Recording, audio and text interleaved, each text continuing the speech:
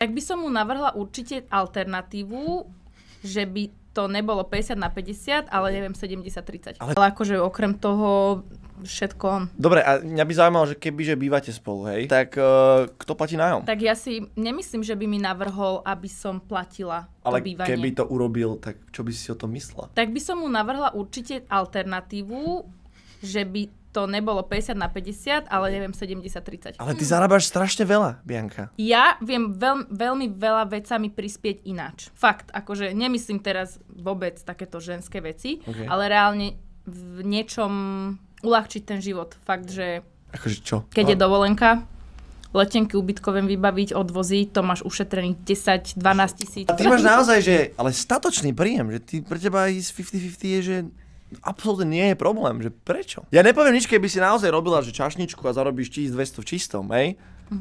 A tak jasné. Že tak, Ja nemám rada túto schému 50/50. Okay. Ja... Aj keď na ňu máš. Proste to všeobecne Áno, by tak nemalo byť. Aj keď jedno, koľko máte peňazí, proste muž by mal platiť 70, nie 50. Áno, za týmto si stojím. OK. Za týmto si stojím.